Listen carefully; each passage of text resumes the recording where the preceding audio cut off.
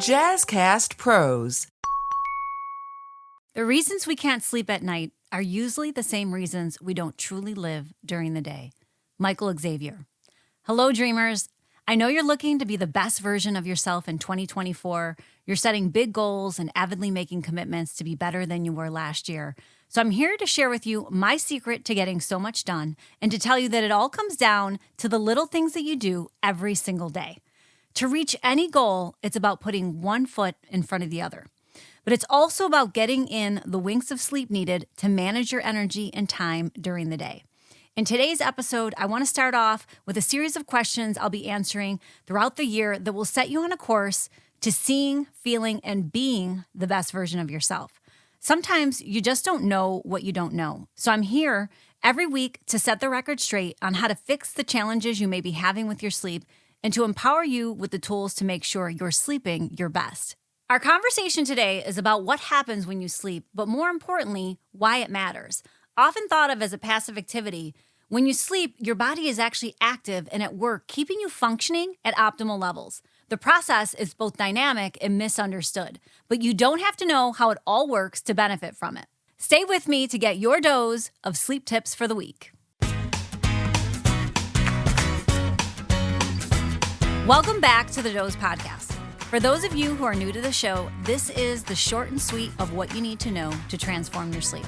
I'm your host, Kuczkowski, your trusted sleep coach and guide, here to optimize your day so that you can take back your night. Now, while there's a lot of science and research dedicated to understanding why we sleep and what happens when you do, I want to spend our time together today helping you understand how not getting good, consistent sleep can hurt your productivity, rob you of time, and overall slow you down. First, when you sleep, almost everything is at work except for your limbs so that you don't act out your dreams. Even though you're resting, your brain remains remarkably active during sleep. This activity varies between the different stages of sleep, all which are equally important. Deep sleep is important, but so are those lighter stages. You need both to feel your best. During REM, rapid eye movement sleep, the brain is almost as active as when you're awake. This stage is crucial for memory consolidation, learning, and emotional regulation.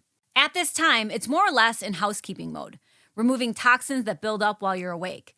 You need a healthy amount of sleep to adapt to input. And when you don't get enough sleep, you aren't able to process and retain what you've learned during the day, and you have more trouble remembering it for the future. So when you sleep, it helps you learn, it helps you sort and store your day's experiences and ideas, it helps to sharpen your attention and makes you a better problem solver, and it also boosts the creative juices. A tip for keeping your brain healthy during the day is to make sure that you drink enough water. Now, I know it seems simple enough, but many don't get enough water throughout the day. So ask yourself, are you drinking enough? You should, as when you're dehydrated, it can lead to brain fog, headaches, and even issues with concentrating. Drinking water can improve alertness, help transport nutrients better to the brain, and help you regulate your mood. Our brain is about 75% water, so getting enough water helps you to maintain this balance, especially the temperature in your brain and body, which is so important for sleep. An easy way to get more water is to get a designated bottle that you carry around or to place them at strategic locations. So for instance, I have one in my office labeled with times throughout the day. So if I get to 2 o'clock and I haven't had enough water, I know at that time that I need to chug it, right? I have one in my car for on-the-go drinking and one by my bedside. It's a small, simple habit that can impact both your energy during the day and the quality of your sleep at night. You know, data shows that 47% of Americans drink far below what they should in terms of water throughout the day. And if you want to drop some lbs to slim that waistline, to boost your energy, or to have more mental clarity, and to clock better Z's at night, you have to think about how much water you're consuming throughout the day. You need to look, track, and improve how much you're drinking throughout the day. Also, make sure that the first thing you do when you wake up is to drink a full glass of water, as sleep in itself is a dehydrating event. You lose about 1 liter of humidity through your breath when you sleep at night. Also, for your best sleep, beyond getting enough water, remember to use a topical moisturizer and a humidifier, especially during the winter. It's key to looking and feeling your best. And if you need a little boost or help getting there, you can also use things like hydration tablets, which have electrolytes. They contain things like calcium, potassium, magnesium, or microlytes that support you with valuable minerals and elements such as zinc. Now, I have to say that while you may need these to get started, or to help you out when needed, you should be aiming to drink just plain water for the best results for both your brain and body health. It will help you both physically and mentally. Second, when we sleep, your body repairs itself. It impacts you physically. It heals, grows, and repairs your muscles and cells. If you're jumping into a new workout routine, sleep is going to be important to make sure that you recover and to make sure you don't hurt or strain yourself. The rest is as important as the reps. When you sleep, your body gets busy repairing itself. It's like a nighttime tune-up for your muscles and tissues. Your body makes the growth hormone during deep sleep, which helps fix and build muscles, which is super important if you're working out or recovering from an injury. Sleep also helps to reduce swelling and inflammation, so you feel less sore. And if you're in pain, a good night's sleep can even make you feel less achy. So think of sleep as your body's natural way of healing and recharging. Plus, it gives your body a chance to conserve energy for the next day. If you need a motivating factor to get you moving, physical exercise, whether it be walking or cardio or lifting weights, helps to improve your deep sleep. So get physical during the day to sleep deeper and longer at night. It's also great for your immune system, as when you sleep, it boosts immunity. Now, I don't know about you, but I feel like everyone that I've talked to as of late is recovering from a cold, flu, or even COVID. Sleep strengthens your immune system and helps you fight off illness. During sleep, the body produces and distributes key immune cells which target infection and inflammation, fights infected cells, and which have antiviral properties. And a little side note, being well rested also improves vaccination effectiveness.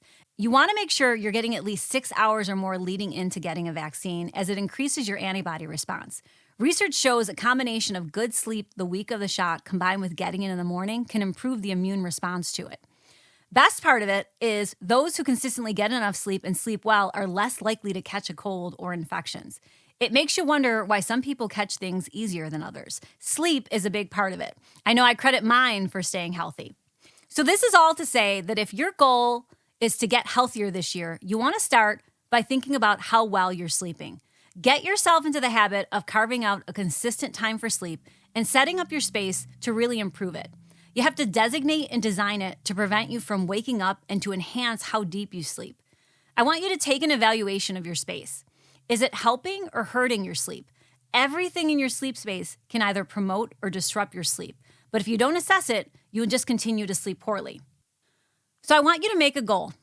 Take time to fix your sleep space so that you're better equipped to sleep better, to get to the gym, to have the energy you're looking for, to take back your time, and to be present in your life.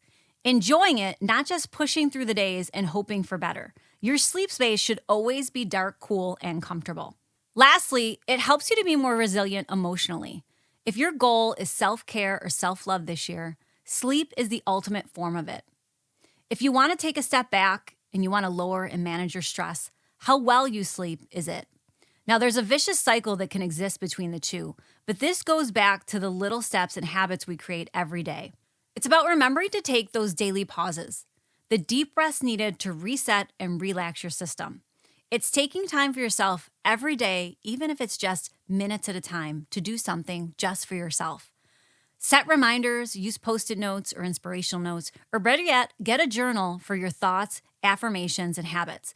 Looking at what you want is different than just thinking about it. Action requires an action plan, and using a tool like a manifestation journal can help get you on the path to building resilience to help you better handle challenging situations. You have to put pen to paper to hold yourself accountable. It's the only way that change happens. You know, my absolute go-to mantra, quote, guidance whenever I feel like I need a boost is life is 10% what happens to you and 90% how you react to it. It reminds me to take a deep breath and to count to 5, 10, 60, whatever's needed, and to step outside of a situation and to look at it from more than just a place of anger or disappointment. You know, terrible things can happen or may have happened, but having control over others and the universe is just an illusion. The only thing that you have control over is yourself, your attitude, your approach, and response to what the day has delivered you. Your sleep can help you manage that if, and only if, you engage in ways that help support and promote it.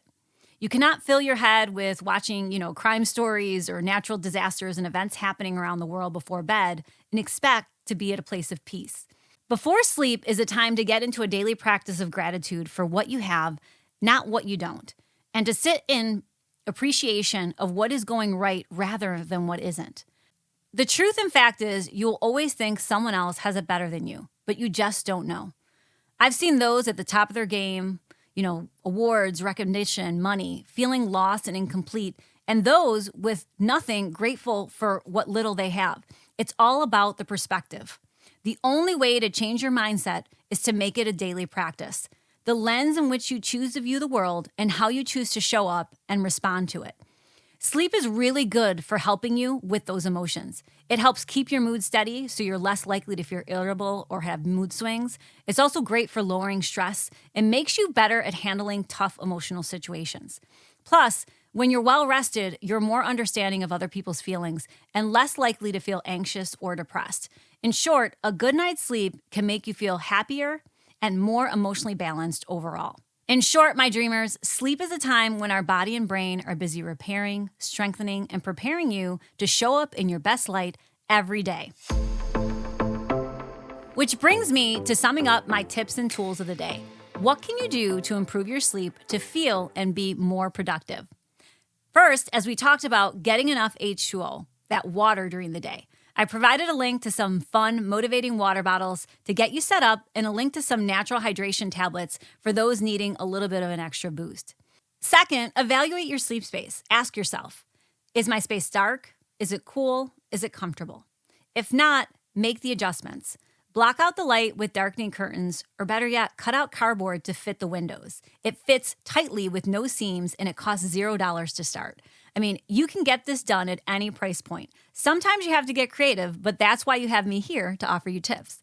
And if you do want to make an investment, my number one is to get a sleep mask because it blocks it all. So you don't have to go around covering everything up. And I've provided a link below as well to the only one that I recommend. And my recommendation really is just having one that has a nose baffle so that it comes down and it cuts out all the light and it's going to cover, from your forehead down to your nose so that no light can actually get in. And my next suggestion is to turn down the temperature. Skip the extra blankets, even sleep naked if you have to. It's the best and most natural way. And last, get the right pillow for your sleep position. If you're waking up with headaches, neck, or shoulder pain, it's time for a new one. And last, write stuff down. You can Google motivational quotes or put Post-its on your bathroom mirror, in your car, or your place of work, the screen on your phone to remind you. Don't just make a list of goals. I want you to write out the steps on how you plan on achieving those goals and make sure that they're measurable. For instance, every day this week, I'll go to sleep at 11 p.m. So how are you going to reach that? Are you going to set an alarm, whether it be on your Google Home or on your phone or on your watch, right? So that you know when it's time to wind down and when it's going to be time to turn in. Next week, I will turn away from negative news and information, or better yet, avoid it altogether. What I'm looking for you to do is just change something every single week. It doesn't have to be all at once, and it doesn't have to be something every single day. It took time to create the habits that don't support your goals, and it will take time to unravel them. But once you change your habits, you will improve your sleep and your life. That is all I have for you today. I hope that you found value in our time together and that I've empowered you to embrace how good sleep is a powerful tool for boosting productivity, managing time effectively, and achieving your goals. By ensuring adequate rest, you're not just rejuvenating your body, but also sharpening your mind. Until next time, thank you for listening. I'm back every Wednesday with a new episode, ready to share my knowledge and empower you to take control of your sleep. If you've enjoyed what you heard, please subscribe to the Doze Podcast. I still have lots to share with you as we work together towards creating solutions around your unique sleep challenges and needs. Until then, remember, you are pure potential if you change how well you sleep.